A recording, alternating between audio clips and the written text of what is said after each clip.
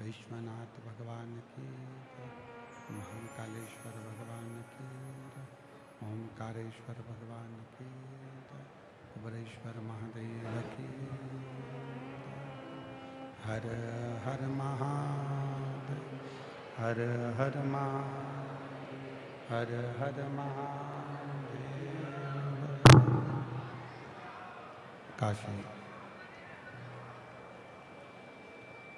विश्वनाथ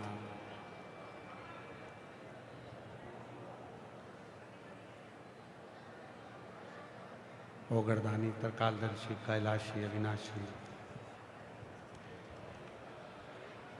भगवान शिव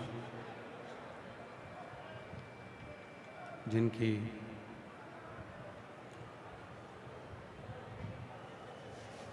पुनीत पावन पवित्र शिव महापुराण की कथा भगवान विश्वनाथ जी की कृपा से पवित्र पावन भूमि भीलवाड़ा राजस्थान की ये पवित्र पावन भूमि पर ये पवित्र भक्ति, मुक्ति और शक्ति तीनों देने वाली पवित्र शिव महापुराण की कथा भीलवाड़ा नगर सभी विद्वत ब्राह्मण जन, संत, साधु, सन्यासी, तपस्वी, साधक सभी के चरणों को नमन करते हुए परम परम रसिक संत विद्वत जन यहाँ विराजमान हैं, उनके चरणों को नमन करते हुए ये पवित्र कथा भीलवाड़ा नगर के इस पवित्र प्रांगण में चल रही है। कथा के मुख्य आयोजक श्री संकट मोचन हनुमान जी महाराज, संकट मोचन हनुमान मंदिर के ही महंत श्री बाबूगिरी महाराज जी, जिन्होंने इस पवित्र कथा के लिए कई वर्षों से लगातार प्रतीक्षा करी, तैयारी करी और पूरे भीलवाड़ा के भक्तों का साथ लेकर ये कथा आज अपने तृतीय दिवस में प्रवेश कर रही है। एक बार महंत श्री बाबूगिरी जी महाराज के लिए जोरदार ताली बजाकर उनका स्वागत करना। कथा को ही हनुमान जी की तरह प्रत्येक कार्य में अग्रणता रखने वाले, सबको साथ लेकर चलने वाले श्री विधायक महोदय श्री अशोक जी कोठारी जी, जिन्होंने इस कथा में खूब आगे बढ़कर सभी भक्तों को जोड़ते हुए इस कथा को अग्रणता प्रदान करी। एक बार श्री विधायक महोदय जी के लिए भी बहुत बहुत साधुवाद। एवं शिव महापुराण कथा समिति भीलवाड़ा राजस्थान, जो अपने आप में एक बड़ी प्रखर और प्रबल समिति है, जो इस कथा को केवल कथा के मंडप में ही नहीं, मंडप के बाहर भी धूप में खड़े रहकर इस कथा को संभाल रहे हैं। ऐसे पूरी समिति के लिए जोरदार ताली बजाकर उनका भी स्वागत। आज हमारे बीच में स्वायत्त शासन मंत्री राजस्थान सरकार से माननीय जावर सिंह जी खर्रा जी यहाँ पर विराजमान हैं। एक बार उनके लिए भी जोरदार ताली बजाकर उनका स्वागत वंदन, जो अपना समय निकालकर इस पवित्र कथा में पधारे, उनके साथ होता। कथा मंडप में ही मालगढ़ विधायक जी श्री गोपाल जी खंडेलवाल जी केप धारने पर यहाँ पर खंडेलवाल जी यहाँ पधारे हैं। एक बार श्री गोपाल जी खंडेलवाल विधायक महोदय के लिए भी जोरदार ताली बजाकर स्वागत वंदन, जो इस पवित्र कथा की दिव्यता में पधारे और कथा का लाभ ले रहे हैं। तेरी कृपा बिना नाहि एक भी अणु लेते हैं श्वास, तेरी कृपा से बखान क्या करूं मैं लाखों के ढेर का, चपटी बहुत में खजाना कुबेर का। हे गंगाधर मुक्तिवार ओमकार तू, भोले ओमकार तू, आयो शरण तिहारी शंभु हार कर तू। ये पवित्र कथा आपके भीतर में विश्वास उत्पन्न करती है, एक भरोसा, एक दृढ़ता आपके भीतर हो।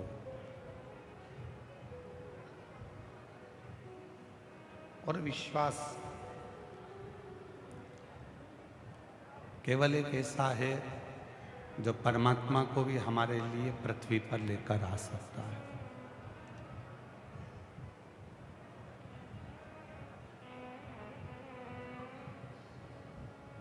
महाराज,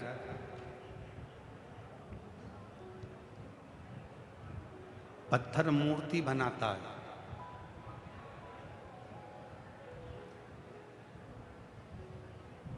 और विश्वास और हमारे भीतर का भाव उस मूर्ति को भगवान बनाता है।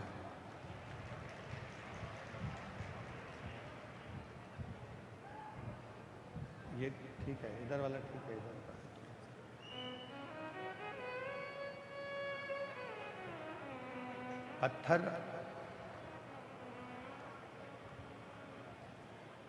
पत्थर केवल मूर्ति बनाएगा,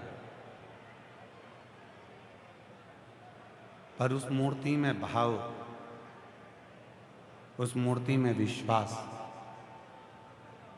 उस मूर्ति को भगवान बना देता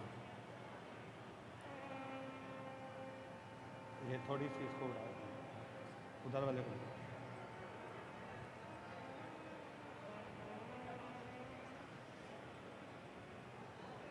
आपका विश्वास कितना है, आपका भरोसा कितना है,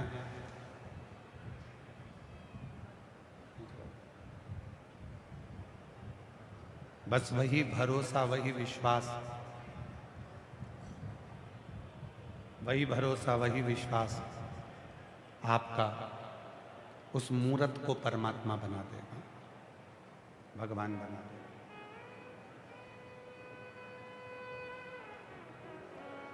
कई लोग कहते हैं कि गुरुजी,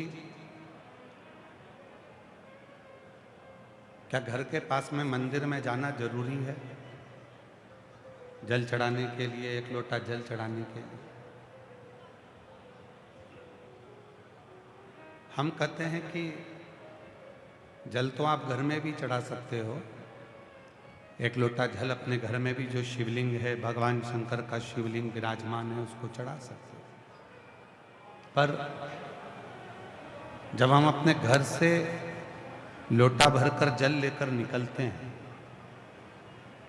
तो अपने घर के 3 दोष केवल जल लेकर निकलने में ही शांत हो जाते हैं। पहले नंबर का है पितृ दोष, दूसरे नंबर का है वास्तु दोष, और तीसरे नंबर का है काल सर्प दोष। जब हमारे घर से हम एक लोटा जल लेकर मंदिर के लिए, शिवालय के लिए, भगवान शंकर के शिवलिंग के लिए निकलते हैं तो ये तीनों दोष हमारे धीरे धीरे धीरे धीरे समाप्त हो जाते हैं।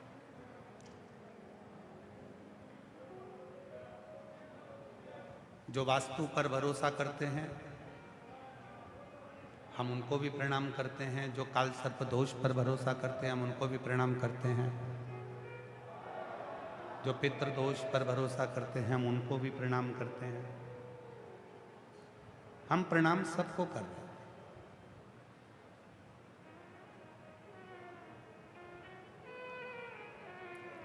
वास्तु के कहने पर आपने बाथरूम तोड़वा दी, वास्तु के कहने पर आपने सीढ़ियां तोड़वा दी, वास्तु के कहने पर आपने रसोई घर बदल दिया, वास्तु के कहने पर आपने स्थान बदल दिया, पानी का स्थान बदला, रसोई घर बदला, सब कुछ बदला। पर ईमानदारी से बोलो, उसके बाद भी क्या तुम्हारे घर में शांति रही? उसके बाद भी तुम्हारे घर में क्या वैभव रहा? नहीं। क्यों? शिव पुराण कहती है कि आपने सब कुछ बदल कर देखा पर अपना दिल बदल कर नहीं देखा, अपना मन बदल कर नहीं देखा, उस दिल को नहीं, उस मन को नहीं। और जिस दिन आपने अपने मन को, अपने चित्त को, अपने हृदय को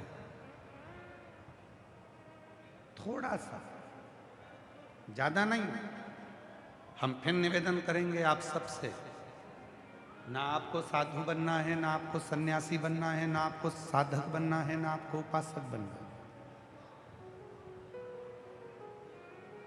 आपको तो गृहस्थी बनना है, घर में रहना है और घर में रहकर भगवान की अविरल भक्ति को स्मरण करना है। घर में रहकर आपको कुछ नहीं बनना, जिसको बनना है उसको बनने दो। कोई कहे कि हम सन्यासी बनेंगे, उसको बनने दो। कोई कहे हम साधु बनेंगे, बनने दो। कोई कहे हम संत बनेंगे, बनने दो। आपको नहीं बनना। आपको तो दुनिया का सबसे बड़ा आश्रम होता है गृहस्थ आश्रम। उस गृहस्थ आश्रम में रहकर अपने बच्चों का पालन पोषण करो, अपने पति के साथ रहना, अपनी पत्नी के साथ रहना, अपने माता पिता के साथ रहना और उनके साथ रहकर उनको खुश रखकर उस भगवान का अगर मुख से दिन भर में 24 घंटे में एक बार भी राम नाम, कृष्ण नाम, शिव नाम निकल जाए तो समझ लेना तुमसे बड़ा कोई सन्यासी नहीं, तुमसे बड़ा कोई साधक नहीं है, तुमसे बड़ा कोई संत नहीं है, तुमसे बड़ा कोई उपासक नहीं।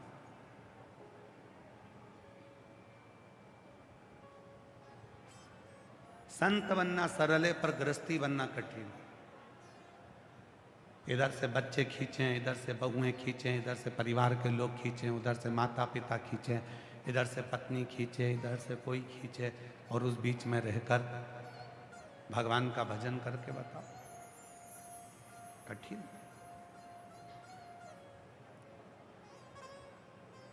हम तो भीलवाड़ा की इन माताओं को, जीजियों को, जीजाओं को, मेरी बेटियों को, बेटाओं को, मेरे बुजुर्ग माँ बाप को धन्यवाद देता हूँ।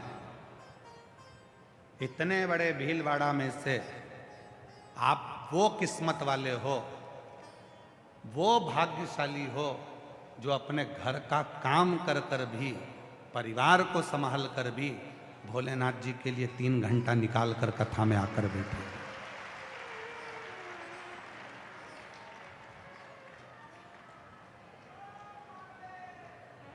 आप वो किस्मत वाले हो, आप वो भाग्यशाली हो।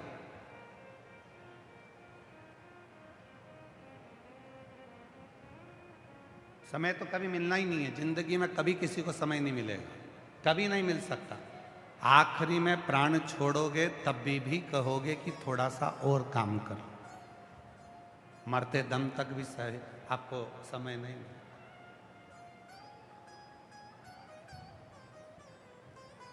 पर थोड़ा सा समय, इसलिए शिव महापुराण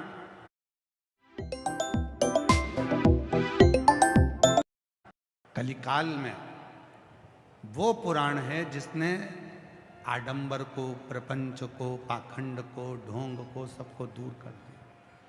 इसने केवल एक काम करा, तुमसे भगवान का नाम मुख से निकले ना निकले, 1 लोटा जल भरो, घर से लेकर शिव के दरवाजे चलो, शंकर के मंदिर में जाकर शिवलिंग पर 1 लोटा जल चढ़ाओ, अपने दिल की बात अपने महादेव को कहो और 1 लोटा जल सारी समस्या का हल। अपनी जिंदगी की सारी समस्या शिव को, शिव के चरणों में। अब किसी ने कहा, क्यों गुरुजी तुमने तो नया मंत्र निकाल दिया, श्री शिवाय नमस्तुभ्यम।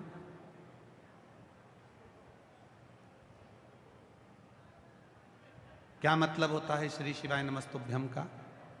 शिव जी के चरणों को मैं प्रणाम करता हूं, शिव को प्रणाम करता हूं,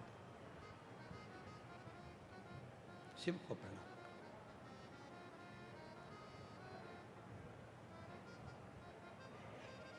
क्या बोलते हैं? श्री शिवाय नमस्तुभ्यम, श्री शिवाय नमस्तुभ्यम, श्री शिवाय नमस्तुभ्यम, श्री शिवाय नमस्तुभ्यम, ओम नमः शिवाय का मतलब क्या है? शिव जी को मैं प्रणाम करता हूं, ब्रह्मांड के रचनाकर्ता को मैं प्रणाम करता हूं। नमः शिवाय का मतलब क्या है? शिव को मैं प्रणाम करता हूं, शिव को मैं नमन करता हूं। श्री शिवाय नमस्तुभ्यम का मतलब क्या है? शिव को मैं प्रणाम करता हूं, नमन करता हूं।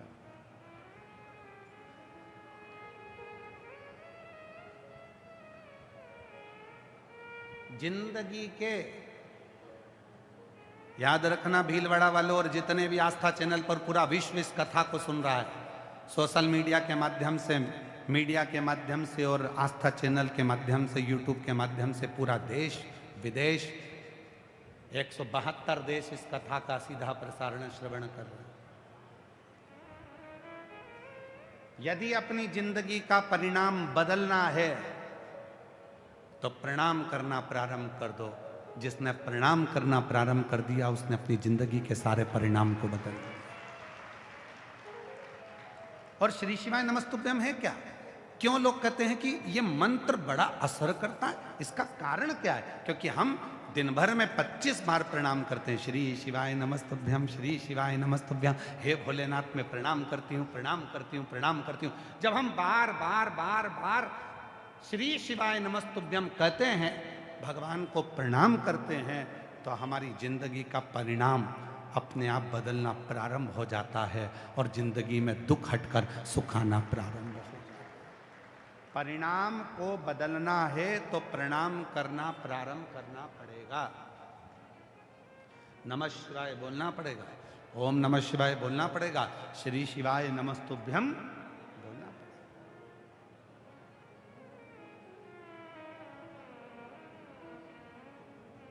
प्रणाम करें। और महादेव नमन चरणों में।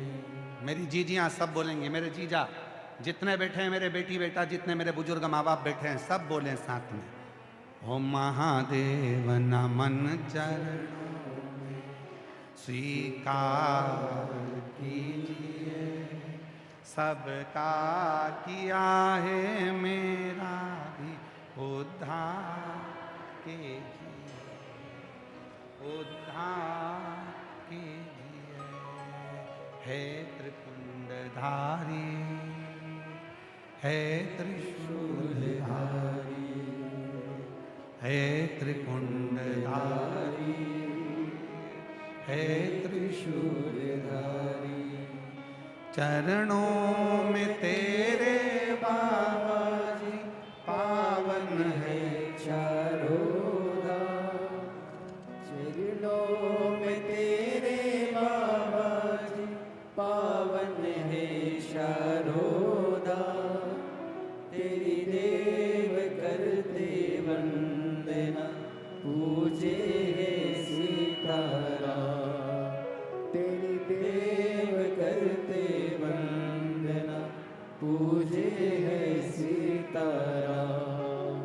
हो जाए पूरी कामना, हो जाए पूरी उद्धार कीजिए, है त्रिपुंडधारी, है त्रिशूलधारी, है त्रिपुंडधारी, है है त्रिशूलधारी। प्रणाम परिणाम को बदल देता।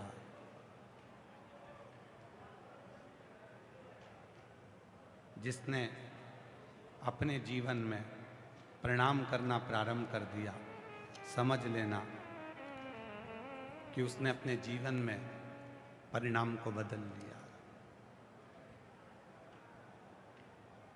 क्यों करते हैं हम भगवान शिव की पूजन?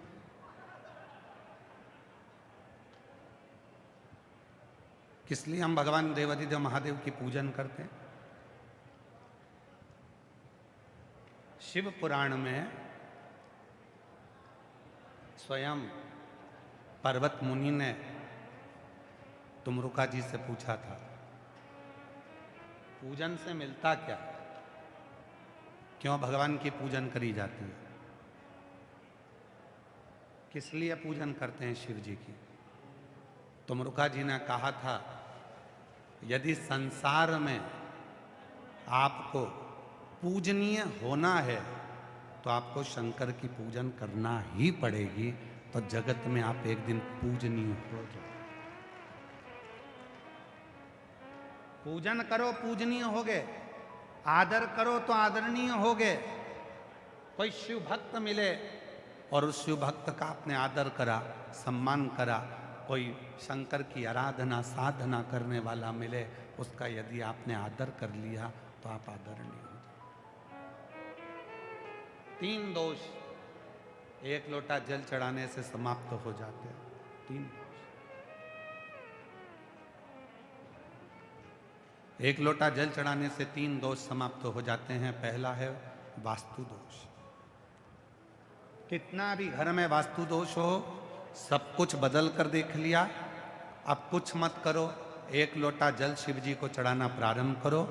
शंकर भगवान वास्तु के देवता हैं। जल चढ़ाओगे, जल चढ़ाना पड़ा।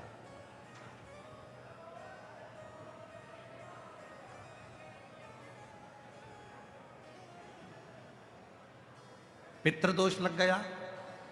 किसी ने कहा कि तुम्हारे घर में पितृदोष है, बहुत कष्ट है, बहुत परेशानियां चल रही हैं, बहुत दुख है।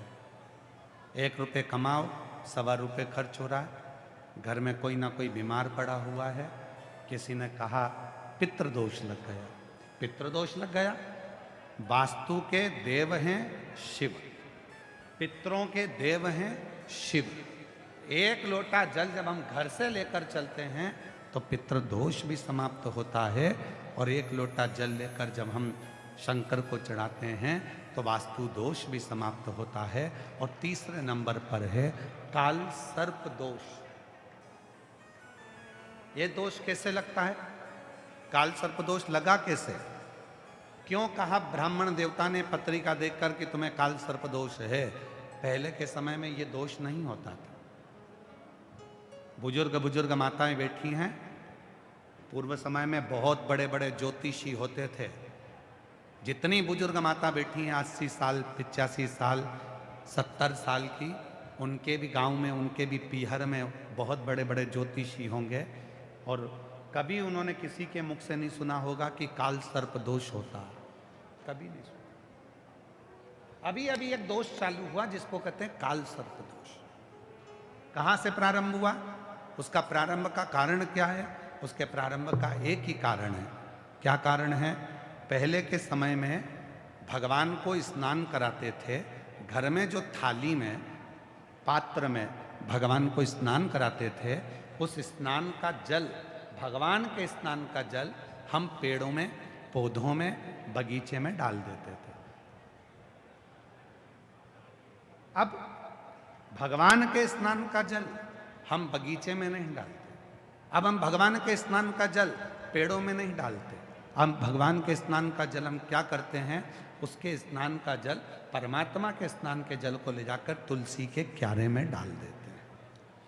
अब तुलसी के क्यारे में डाला तो गणेश जी महाराज का भी स्नान तुमने थाली में कराया, शिव जी का स्नान भी तुमने थाली में कराया, शालिग्राम भगवान का स्नान भी थाली में कराया, लड्डू गोपाल का स्नान भी थाली में कराया, देवी जी का स्नान भी थाली में कराया। एक ही थाली में तुम्हारे मंदिर में जितने भगवान हैं सबको तुमने थाली में रखा, लोटा उठाया, सब पे जल चढ़ाया, सबका स्नान कराकर और पहुंचकर तुमने मंदिर में वापिस रख दिया। सबके स्नान का जल एक साथ ले जाकर तुमने तुलसी जी में डाल दिया। माता तुलसी में किस देवता का जल जाना चाहिए, माता तुलसी में किस देवता का जल पहुंचना चाहिए, ये दुनिया के लोगों को नहीं मालूम। तो सारे देवता का जल जब माता तुलसी में जाना प्रारंभ हो जाता है तो फिर धीरे धीरे धीरे धीरे वो काल सर्प दोष का रूप रख लेता है। काल सर्प दोष। इसलिए पहले का नियम अपनाओ। जल को, अगर भगवान के स्नान का जल है तो उसको ले जाके तुलसी में मत डालो, उसको ले जाकर एक बगीचे में, एक गमला हो, तुम्हारे घर में कोई पौधा हो, कोई गमला रखा हो, उस गमले में उस जल को डाला करो। तुलसी में तो साफ जल डालो, एक लोटा जल भर के ले आओ, माँ तुलसा में डालो, तुलसा जी की परिक्रमा करो, दीपक लगाओ, प्रणाम करो, निवेदन करो, उनको नमन करो। पर हम क्या सोचते हैं कि सारे स्नान का जल तुलसी जी में ले जाके डालो। 3 दोष है, वास्तु दोष, पितृदोष, काल सर्प दोष।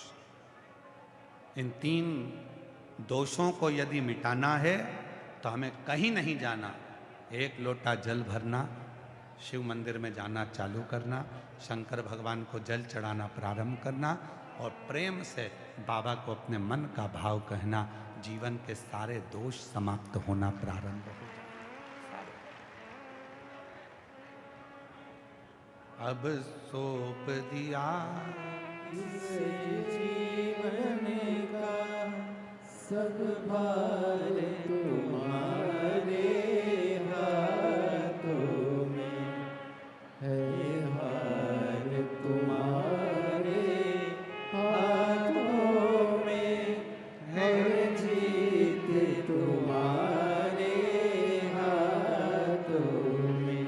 अब सौंप दिया इस जीवन का सब भार तुम्हारे हाथों।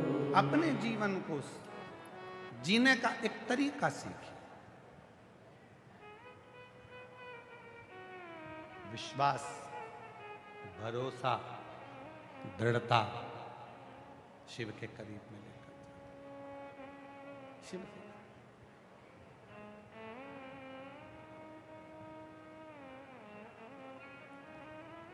कितनी भी अच्छी मूर्ति बना लो, कितनी भी जोरदार मूर्ति का निर्माण कर लो, उसमें भगवान कब आएगा? जब आपका भाव बढ़ जाए। उस मूर्ति में भगवान कब आएगा? जब तुम्हारा भाव बढ़ेगा, नहीं तो मूर्ति वो पत्थर की मूर्ति ही कहलाए। भाव बढ़ाओ। हम हमारे भीतर के भाव को तो बढ़ाते ही नहीं।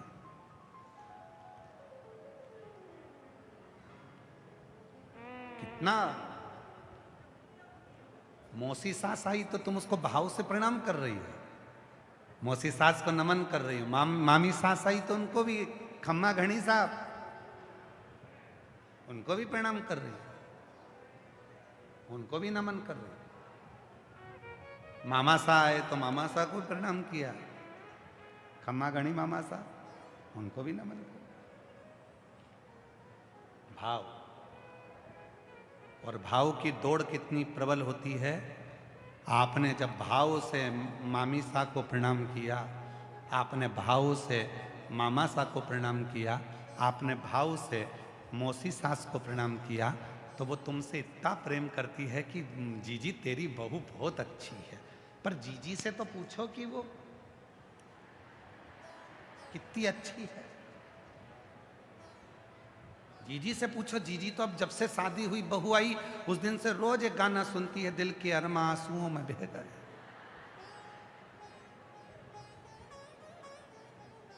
मेरे छोरे को उसके ससुराल वाले ले गए, दिल के अरमा आंसुओं में बह गए। उससे पूछो क्यों? बहू का भाव मासी में है, मासी का भाव बहू में है, मामी का भाव बहू में है, बहू का भाव मामी में है, सास का भाव बहू में नहीं है और बहू का भाव सास में नहीं है। इसलिए वो सास मां नहीं बन पा रही है, वो सास दिल में नहीं बैठ पा रही है। पत्थर की मूर्ति पत्थर की ही रहेगी, और जिस दिन तुम्हारे दिल में उस पत्थर की मूर्ति के प्रति भाव उत्पन्न हो जाएगा, उसी दिन वो पत्थर की मूर्ति भगवान बन जाएगी, उसी दिन वो श्रेष्ठ होगी। भाव, कितना भाव है। शिव महापुराण के इतने सारे श्रोता कथा को सुनने के लिए लाखों की संख्या में आए। 1 2 3 4 5 पंडाल लगे हैं, पीछे एक बड़ा पंडाल और लगा है, 6 पंडाल लगे हैं। 6 पंडाल में पांव रखने की जगह नहीं है। कोई इनसे पूछे क्यों आए हो तुम लोग कथा सुनने के लिए, तो कहेंगे बाबा सुनता है। कथा सुनना, मिट्टी को प्रणाम करना, आरती कर कर जब यहाँ से जाना, उस मिट्टी को नमन कर कर अपने दिल की बात कहकर जाना, तो बाबा 3 महीने में झोली खुशियों से भर देता है। भाव है तो भगवान को भी आना पड़ेगा। एक कथा आती है शिव महापुराण की, बड़ी सुंदर कथा है। महाराज एक ऋषि हुए व्याघ्रपाद,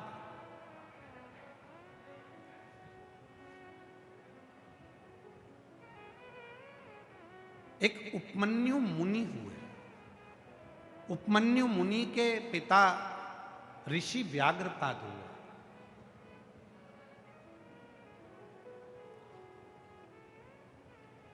व्याघ्रपाद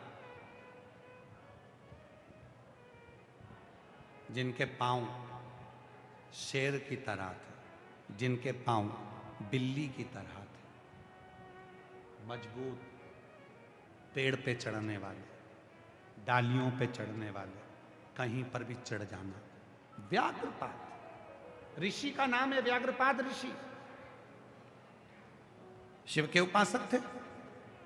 शिव महापुराण की कथा कहती है व्याघ्रपाद ऋषि इतने शंकर के उपासक थे, इतने उपासक थे कि उनकी धर्म पत्नी के गर्भ से एक बालक ने जन्म लिया जिसका नाम उपमन्यु था। वो उपमन्यु एक दिन दूध के लिए रो रहा था और माँ उनको घर में दूध ना होने पर आटा घोलकर पानी में बेटे को दे देती हैं और बेटा उस दूध को मुख में लेकर थूक देता है। माँ से कहता है माँ मुझे दूध दे दे।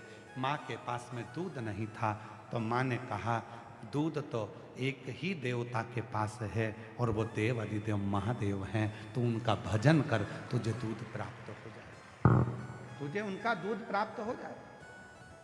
क्योंकि दुनिया के लोग सबसे ज्यादा दूध अगर कहीं चढ़ाते हैं तो शिव पर चढ़ाते। केवल 2 देवता हैं जिनको जल चढ़ाया जाता है, बाकी के किसी देवता को जल नहीं चढ़ाया जाता। केवल 2 देवता हैं जिनको जल चढ़ाया जाता है। एक है मेरे देव अधिदेव महादेव और दूसरे नंबर पर है सूर्य नारायण भगवान, जिनको रोज जल चढ़ाया जाता है, प्रतिदिन जल चढ़ाया जाता है। 2 देवता हैं जिनको जल चढ़ाया जाता है। शीतला माता को भी जल चढ़ता है, पर सप्तमी अष्टमी को नवरात्रे में माँ दुर्गा भवानी को भी जल चढ़ता है, रोज नहीं, केवल नवरात्रे में। सारे देवताओं का, भगवान का भी अभिषेक होता है राम जी का तो रामनवमी पर, भगवान कृष्ण का अभिषेक होता है तो रामनवमी पर, नरसिंह चौदस पर, वामन द्वादशी पर, कृष्ण जन्माष्टमी पर, रामनवमी पर। 4 उत्सव हैं जिसमें भगवान का स्नान होता है। पर बाकी के समय तुम जाना तुम्हारे मंदिर कहीं तुम्हारे पास में कहीं पर अगर तुम्हारे भीलवाड़ा में कोई राम जी का मंदिर हो और 1 लोटा जल लेकर जाना और पंडित जी से कहना राम जी को चढ़ाऊंगी। पंडित जी कहेंगे पागल हो गई है, बावरी हो गई है, राम जी को कोई जल चढ़ता है? नहीं, मैं तो राम जी को चढ़ाऊंगा। जल चढ़ता है। और तुम्हारे पास में भीलवाड़ा में अगर कहीं कृष्ण का मंदिर हो तो वहां भी लोटा भर के जल लेकर जाना, मैं तो चढ़ाऊंगी भगवान कृष्ण को, मेरा प्यार है उनसे, मैं तो चढ़ाऊंगी। जिद कर लेना, वो चढ़ाने नहीं देगा। देवी जी का मंदिर हो, सज धज के माता रानी बैठी दुर्गा भवानी, कहना मैं तो चढ़ाऊंगी जल, नहीं चढ़ाने देंगे। जल केवल 2 देव को चढ़ता है, एक मेरा भोलेनाथ, दूसरा मेरा सूर्य नारायण भगवान। क्यों? शिव जल को स्वीकार करते हैं।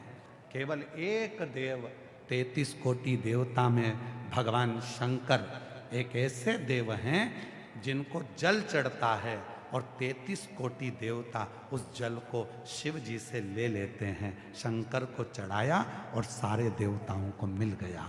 सारे पितरों को जल देना है, शिव जी को जल चढ़ा दो। गंधर्वों को जल देना है, शिव जी को जल चढ़ा दो। तुम्हारे को नागों को जल देना है, शिव जी को जल चढ़ा दो। किन्नरों को जल देना है, शिव जी को जल चढ़ा दो। पितरों को जल देना है, शिव जी को चढ़ा दो। इंद्र को जल देना है, शिव जी को चढ़ा दो। जैसे वृक्ष है, पेड़ है, तुम्हारे सबके घर में बगीचा होगा, तुम्हारे सबके घर में फूल लगे होंगे, तुम्हारे सबके घर में तुलसी का पौधा होगा, तुम्हारे सबके घर में कोई ना कोई गमला होगा। गमले में आप कितने लोग बैठे हो जो अपने घर के गमले में जब पानी देते हो तो पानी देते हो तो फूल में देते हो, पत्ती में देते हो, एक एक डाली को पकड़ कर देते हो कि जड़ में देते हो? कहाँ देते हो? जम के बोलो जरा। जड़ में देते हो। फूल को तो नहीं देते ना? बोलो बोलो बोलो। नहीं देते। डाली को तो नहीं देते, पत्ती को। केवल एक जगह पर पानी दिया जाता है और फूलों को मिल जाता है। केवल एक जगह पर पानी दिया जाता है, पत्ती को मिल जाता है। केवल एक जगह पर पानी दिया जाता है, डाली को मिल जाता है। उसी तरह 33 कोटि देवता को अगर जल चढ़ाना है तो शिव पर जल चढ़ाना प्रारंभ कर दो, 33 कोटि देवता को प्राप्त हो जाता है, शंकर को। और उस जल का फल खाली नहीं जाता। अरे देख लिया संसार हमने देख लिया, सब मतलब के यार हमने देख लिया। झूठे ना झूठे रिश्ते, झूठे नाते, झूठे रिश्ते, झूठा है संसार हमने देख लिया। सब मतलब के यार हमने देख लिया, देख लिया संसार हमने देख लिया। सब मतलब के यार हमने देख लिया। हमारे दीनानाथ जी एक लाइन गुनगुनाते हैं, शमशान तक साथ देने वाली। साथी है मित्र गंग के जल बिंदु पान तक, अर्धांगनी बढ़ेगी तो केवल मकान तक। परिवार के सब लोग चलेंगे इस मसान तक, बेटा भी हक निभाएगा तो अग्निदान तक। इससे तो आगे भजन ही है साथी, हरि के भजन बिन अकेला रहेगा। अरे मन ये 2 दिन का मेला रहेगा, कायम ये जग का झमेला रहेगा। एक जगह पर जल चढ़ाना प्रारंभ कर दो। याद रखना, कई माताओं के भीतर भेद है। सियोर वाला महाराज कहता है 1 लोटा जल सारी समस्या का हल। कई माताएं हैं जो आज तक पूरा 1 लोटा जल शिव जी को चढ़ा ही नहीं पाई है। मंदिर जाती है, गणेश जी दिख जाते हैं, पहले उनको चढ़ा देते हैं। पास में पार्वती जी बैठी मिल जाती है, उनको चढ़ा देती है। उसी में से जल फिर शंकर जी को चढ़ाती है, थोड़ा थोड़ा थोड़ा कार्तिकेय को भी चढ़ा देती है, फिर उसी में से जल शिव जी को चढ़ा देती है। अब सियोर वाला बाबा तो के थक गया, 1 लोटा जल सारी समस्या का हल। शंकर जी बोले, रोज कहती है मेरी मुराद पूरी करो, मेरी मुराद पूरी करो। भगवान के 1 लोटा जल तो चढ़ा और सबसे कह रही है मैं रोज जाती हूँ 1 लोटा जल लेकर। सही में कितना समय हो गया? 3 महीना, 4 महीना, 6 महीना, 8 महीना। अच्छा 1 लोटा जल? हाँ। अरे तुमने चढ़ाया कब? थोड़ा सा लेकर पार्वती जी के पास पहुंच गई, थोड़ा सा लेकर गणेश जी के पास पहुंच गई, थोड़ा सा जल कार्तिकेय के पास पहुंच गए। जब शिव पुराण कह रही है कि शंकर जी का, जैसे ये शिवलिंग है, ये शंकर जी का शिवलिंग, ये जलाधारी माँ पार्वती जी का हस्त कमल है। ये सामने बीच में जो मोटी लाइन है वो शंकर जी की छोटी बेटी अशोक सुंदरी है, जो शिवलिंग के ऊपर जलाधारी में से एक एक बूंद पानी नीचे गिरता है। वो शंकर जी की 5 लड़कियां जया, विषहारा, शामली बारी, दौतली, देव है। और शंकर जी की जलाधारी के यहाँ से जो पानी नीचे गिरता है उसके राइट में गणेश जी, लेफ्ट में कार्तिकेय जी हैं। जहाँ से जितनी मोटी जलाधारी होती है उसमें से पानी रिसकर जो नीचे जाता है उसमें 64 योगिनियाँ हैं। 64 योगिनियों के बाद जो जल बहकर सामने जाता है उसमें 33 कोटि देवता हैं। ब्रह्मा, विष्णु और महेश एक ही शिवलिंग के मध्य में, नीचे और ऊपर विराजमान है। ऐसा पूरा 33 कोटि देवताओं का पूरा चक्र एक शिवलिंग के अंदर है। तो तुम्हें अलग से गणेश जी को जल चढ़ाने की जरूरत क्या? तुम्हें अलग से पार्वती जी को जल चढ़ाने की जरूरत क्या? तुम्हें अलग से कार्तिकेय को जल चढ़ाने की जरूरत क्या? एक लोटा जल शिव को चढ़ाओ, सबको मिल जाएगा। गमले में जड़ में पानी डालो, पत्ती और फूल तक पहुंच जाएगा। पर आज तक लोग समझ नहीं पा रहे। वो कह रहे हैं हमने एक लोटा जल चढ़ाया पर बाबा हमारी सुनता नहीं है। जिसने एक लोटा चढ़ाया बाबा ने उसको एक पत्र है, इसी का पत्र है जो अभी कथा चल रही है, उसी के हिसाब से पत्र देखिए, कांच में जड़ा के दिया है पत्र को। साधुता। मैं गुरुजी आपके प्रणाम करती हूँ। मेरा नाम प्रियंका शर्मा और मेरे पति का नाम मुकेश शर्मा है। मैं चित्तौड़गढ़ जिले के नेगड़िया गांव राजस्थान की रहने वाली हूँ। कहीं बैठी हों तो हाथ हिला सकती हैं। अगर कहीं बैठी हों तो हाथ हिला सकती हैं। कहीं पर बैठे हों तो हाथ हिला सकती हैं। अगर कहीं बैठी हैं तो हाथ हिला सकती हैं। मेरा नाम प्रियंका शर्मा और मेरे पति का नाम मुकेश शर्मा है। मैं चित्तौड़गढ़ जिले के नेगड़िया गांव राजस्थान की रहने वाली हूँ। गुरुदेव, मेरी शादी को 21 साल हो गए थे। 21 साल हो गए, मुझे संतान का सुख नहीं मिला। कहीं बैठी हैं?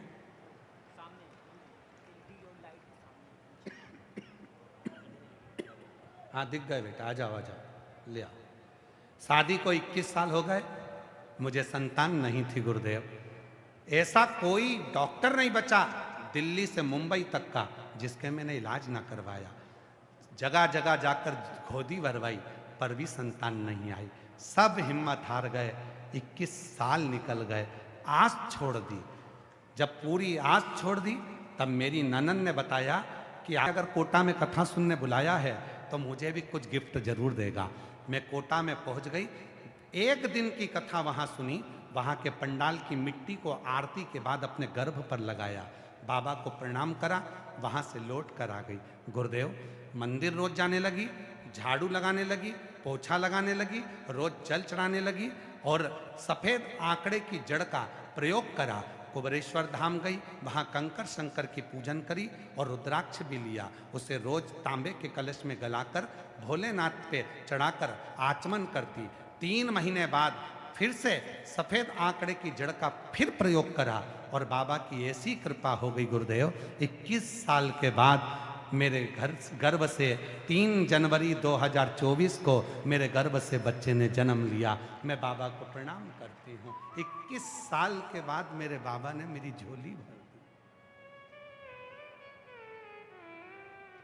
अब ईमानदारी से बोलना मेरी जीजी हो, 21 साल में कोई आस लगा के बैठा रहेगा क्या?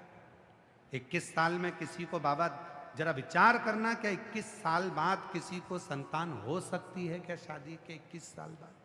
यहाँ तो दुनिया 2 साल 5 साल में हिम्मत हार जाती है। इसने भी हिम्मत हार दी थी, पर इसकी ननन ने कहा तू आसन लगाकर कथा तो सुन। टीवी के सामने बैठकर आसन लगाकर कथा सुनी। कोटा में पहुंच गई कथा सुनने के लिए। वहाँ की मिट्टी, हम आपसे भी कहते हैं, जिनको जल्दी है वो कथा में बिल्कुल मत आओ। आप में से कई माताएं भाई बहन ऐसे हैं जिनको ट्रैफिक में फंस जाएंगे, जल्दी निकल जाए, जल्दी निकल जाए। और भगवान ने एक दिन सोच लिया कि तुझे बहुत जल्दी है तो मैं ऊपर ले जाने की भी जल्दी कर दूं, तो क्यों जाना जल्दी? किसी भी कार्य में जल्दी नहीं करना। मंदिर है, आराम से जाओ, तुम्हारे घर का काम हो जाए तब जाओ। जरूरी नहीं है कि मैं अब भी जाऊंगी, मेरे घर में इतना काम पड़ा और अब भी जल चढ़ाऊंगी। नहीं नहीं, तुम पूरा काम निपटाओ, पति के लिए टिफिन बनाओ, बच्चों को स्कूल पहुंचाओ, आराम से सास के लिए भोजन बनाओ। तुम्हारा माता पिता बीमार हैं, सास ससुर बीमार हैं, उनकी सेवा कर लो। सेवा करने के बाद बच्चे लोगों को टिफिन मिफिन बनाकर आराम से उनका सारा काम निपटा कर जब फ्री हो जाओ तब एक लोटा लेकर मंदिर जाओ। बाबा भी कहेंगे आ गई, हाँ सबका काम करी आई, हाँ किसी का दिल तो नहीं दुखेगा, नहीं। अब मैं सबका काम कर कर आखिरी में अपने पापा से, अपने बाबुल से, अपने पिता से मिलने के लिए आई हूँ। और बाप के पास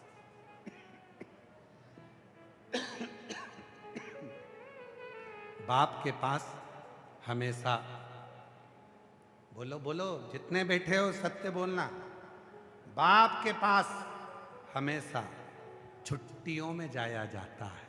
उसी तरह घर का पूरा काम निपट जाए, छुट्टी हो जाए काम की, तब अपने बाप के पास जाकर बैठो।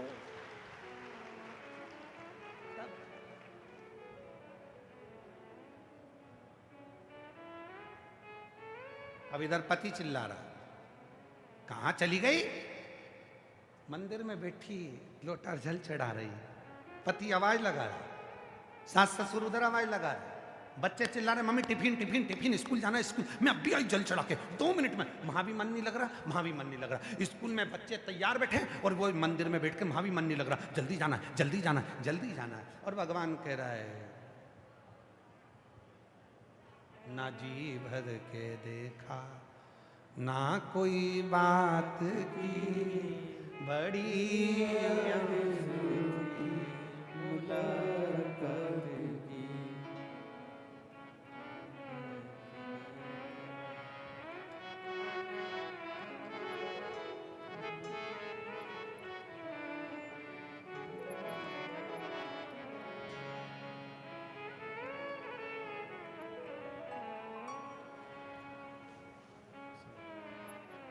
जोरदार ताली बजाओ। 21 साल के बाद आए।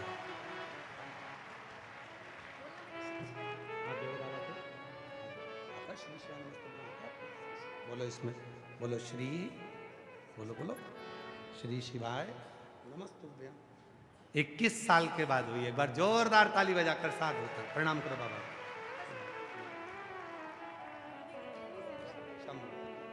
शिव की सब शिव।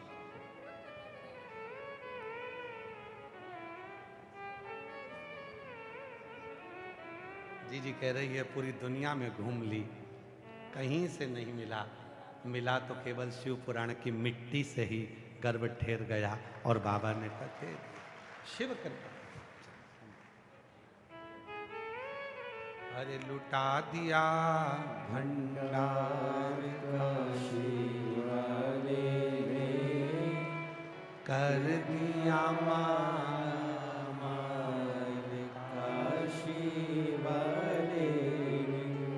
जो जैसी भावना लाया वो वैसा ही फल पाया। नहीं थालियों से लौटाया वो मन ही मन हर्षाया। और कर दिया माला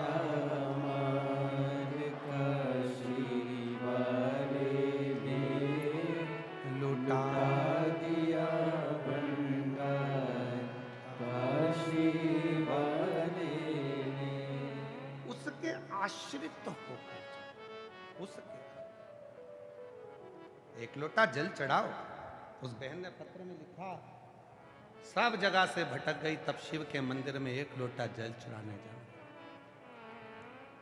कई माताएं कहती कि यहां भी जल चढ़ाओ, वहां भी जल चढ़ाओ, वहां भी जल चढ़ाओ। आप कहते हो कि केवल शिव को चढ़ाओ, बाकी के सबको मिल जाएगा। वही किया और शिव की कृपा से 21 साल के बाद मेरे बाबा ने मेरी गोदी में संतान।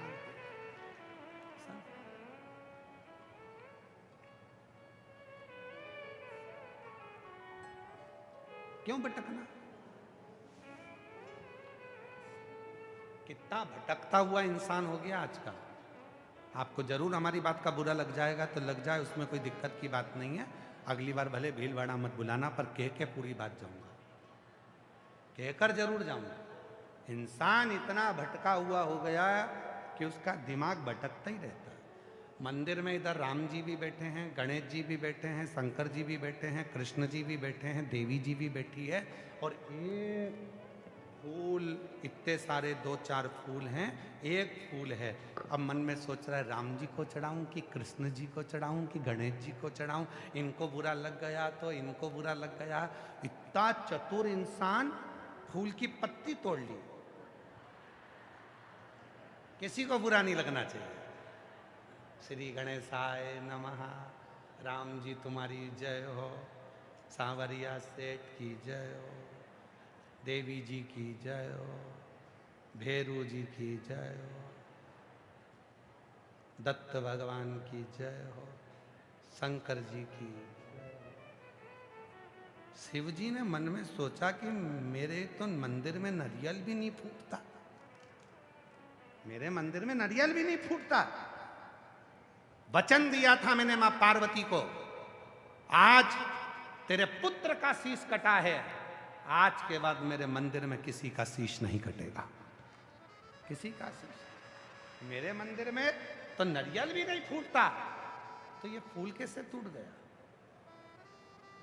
केवल एक शिव का धाम ऐसा है जहां पर ढेर सारा चावल चढ़ाने की भी मनाही है। एक चावल का दाना, वो भी आका, टूटा हुआ नहीं, उसे पसंद ही नहीं। वचन दिया है पार्वती को, वचन उसको आज तक निभाया है। एक दाना चावल का चढ़ाओ पर आखा चढ़ाओ। अब तुमने तो भैरू जी, देवी जी,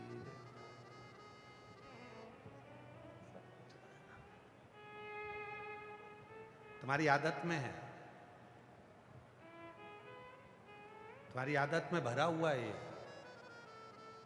सारे नेताओं को खुश करते रहते हो तो भगवान को भी वैसे ही खुश कर लेते हो, तुम्हारी आदत में हो गया। ये भी आए हैं, इनका भी सम्मान करो, ये भी आए, इनका भी सम्मान करो, ये भी आए। हाँ काका जी कैसे हो, मामा जी कैसे हो, फूफा जी कैसे, सबका सम्मान हो गया। और बाद में पीछे पान की दुकान पे बैठ के सबको गाली बक दे, सब बेकार है, किसी काम के नहीं है, क्या काम के वो, सबको कह। अच्छा ईमानदारी से बोलो, फूल ले गए तो तुम्हारे मन में आया कि सबको चढ़ाना पड़ेगा, ठीक है? बोलो बोलो, जम के बोलो, सही है कि गलत है? अरे बोलो तो भीलवाड़ा की जीजियो। फूल लेकर गए तो तुम्हारे मन में आया कि सबको चढ़ाना पड़ेगा, और इस जगह पर धतूरा लेकर जाते तो फिर राम जी नजर नहीं आते, फिर कृष्ण नजर नहीं आते, फिर देवी नजर नहीं आती। धतूरा मतलब कांटा, कांटा मतलब एक ही स्वीकार कर सकता है, वो शंकर। किसी मंदिर में नहीं जाते, धतूरा लेके हर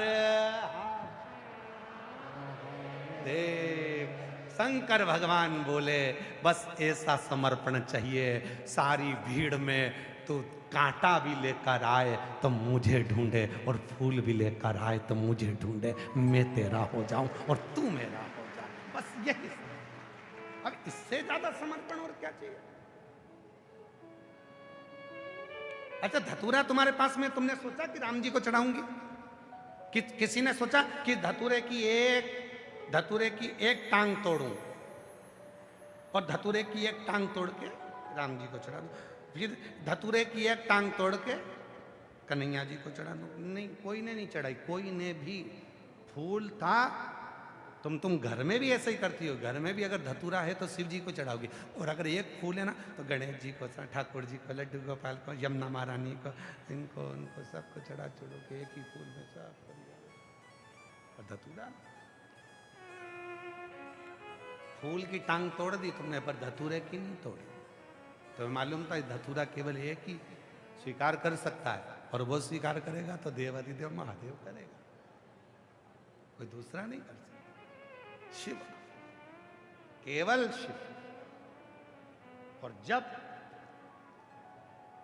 एक पर अपना ध्यान केंद्रित हो जाता है, सब कुछ प्राप्त होता है, सब कुछ।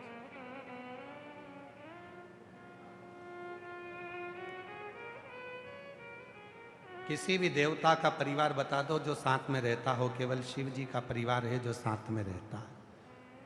भगवान शंकर हर एक व्यक्ति को प्रेरणा देते हैं कि हाथ में एक चूड़ी अच्छी नहीं लगती, कम से कम एक हाथ में 6 चूड़ी होना चाहिए, सेट। बोलो सही है कि गलत है? सेट। पहले के बुजुर्ग घर में बर्तन का भी सेट रखते थे। अपने घर में कभी भी बाजार से एक कटोरी या एक गिलास तो खरीद के लाते ही नहीं थे। जितने बुजुर्ग मिलेंगे उनके घर में थाली 6, कटोरी 6, प्लेट 6, गिलास 6, मतलब 6 का सेट घर में होना जरूरी है। चूड़ी है तो हाथ में भी 6 चूड़ी एक जैसी, फिर पाटली डली हो कोई सी भी डिजाइन की, पर सेट 6 चूड़ी का सेट होना चाहिए। रुमाल का 6 सेट, कपड़े का 6 सेट, घर में बर्तन का सेट। उसी तरह शिव पुराण कहती है कि परिवार में भी कम से कम 6 का सेट तो होना चाहिए। वो मिलाकर परिवार में भी 6 का सेट हो।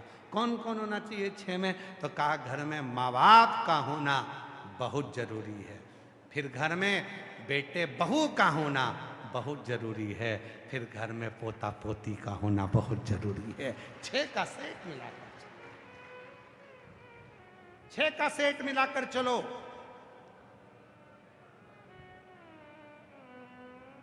छह से कम नहीं होना चाहिए। फिर किसी ने कहा दादी मर जाएगी तो 5 ही हो गए। काय को हो गए? बेटे की शादी करो, बहू आ गई, फिर 6। दादा निपट गया तो काय को टेंशन लेते हो? बहू के छोरा हो गया, फिर 6।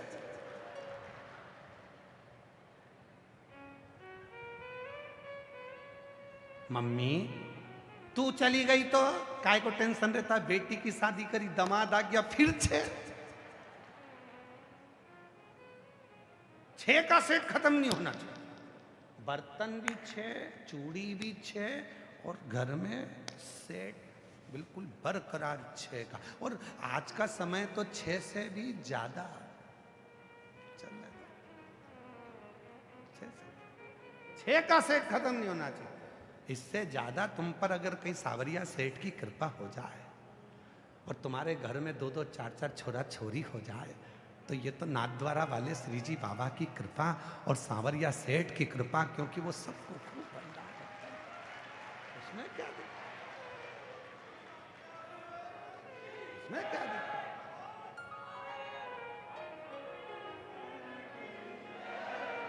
वो कहे ना, अरे भरो रहे भंडार सांवरिया सेठ जी, आया हूँ तेरे द्वार सांवरिया सेठ जी। मारो भरो रहे भंडार सांवरिया सेठ जी, आया हूँ तेरे द्वार सांवरिया सेठ।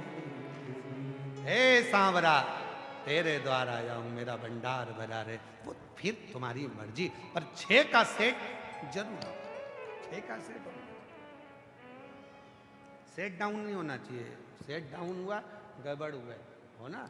घर में बुजुर्ग माँ बाप का होना जरूरी है, घर में बच्चों का होना जरूरी है। और मेरा नवयुवक बेटा बहुओं से निवेदन है, तुम कुरकुरे खरीद के लाओ बच्चों के लिए, तो बुढ़ों के लिए भी लाओ। क्यों? याद रखना, बच्चा और बूढ़ा एक समान होता है। बच्चों को जैसे खाने की ललकता रहती है, बुढ़ापे में बूढ़े व्यक्ति को भी खाने की ललकता रहती है, उसको भी रहती है।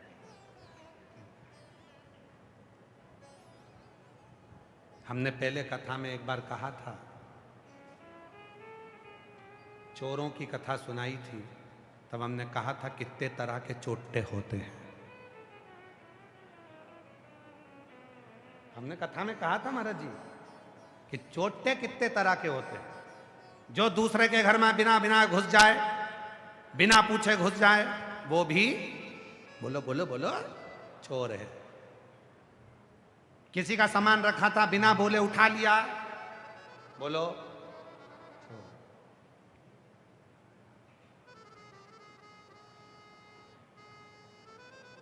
वो भी चोर। किसी का सामान उठा कर ले गए, बोलो चोर। उसमें हमने एक चोर का वर्णन करा था। बाजार गया, आइसक्रीम खरीद के लाया, पिज्जा खरीद के लाया, कुरकुरा खरीद के लाया, चुपचाप से लाके अपनी पत्नी को खिला दिया और नीचे माँ बाप बैठे रहे, उनको नहीं दिया तो चोटे कहलाओगे। तो भी चोर हो। जो माँ बाप से छुपाकर पत्नी और पति दोनों खा गए, अपने बच्चों को खिला दिया, तो भी तुम चोर कहलाओगे। इसलिए निवेदन है, बच्चों के लिए कुछ लेकर आना तो घर के बुजुर्गों के लिए भी जरूर लेकर आना। 2 पुड़िया बनवा लो, भले ऊपर के लिए 20 रुपए की, नीचे के लिए 10 रुपए की, पर लाओ तो, माँ बाप को देओ तो, माता पिता को कुछ देओ तो, चोर नहीं कहलाओ। और मुझे ऐसा लगता है तुम में कई चोटे बैठे हैं। ऐसा नहीं है कि चोटे नहीं होंगे। जो माँ बाप को बिना दिए चुपचाप से, भले पत्नी को घुमाने ले जा रहे हो, मोटरसाइकिल से अपना भीलवाड़ा घुमाओ, मना नहीं है, अच्छे अच्छे होटल में जाओ, मना नहीं है, पर दोनों जब वहां पर से कुछ खा कर आओ तो आते समय अपनी बुजुर्ग माँ के लिए, अपने बुजुर्ग पापा के लिए थोड़ा सा बंधवा कर लेकर आओ, तो हम तुमको चोट्टा नहीं कहेंगे। अगली बार कथा करने आएंगे तो हम तुमको चोट्टा नहीं बोलेंगे, पक्का। पर चोट्टा जब तक कहेंगे जब तक तुम बाजार में गोलगप्पा खाने गए, पानी बतासा खाने गए, और वो बड़े प्रेम से तुमको खिला रहा है, और वो गोलगप्पा वाला भी इतने स्नेह से खिला रहा है। अब तुमको मालूम तक नहीं कि गोलगप्पा वाले को खुजली की बीमारी है। तुम्हें लग रहा था नीचे हाथ धो रहा है, वो पजामा खुजा रहा है, और दिया गोलगप्पा भर भर के पानी, और पत्नी सिर पे पल्लू लेके बोले इतना अच्छा पानी तो कहीं नहीं मिला, क्योंकि इतनी जोरदार खुजली किसी को नहीं हुई। खा गया गोलगप्पा।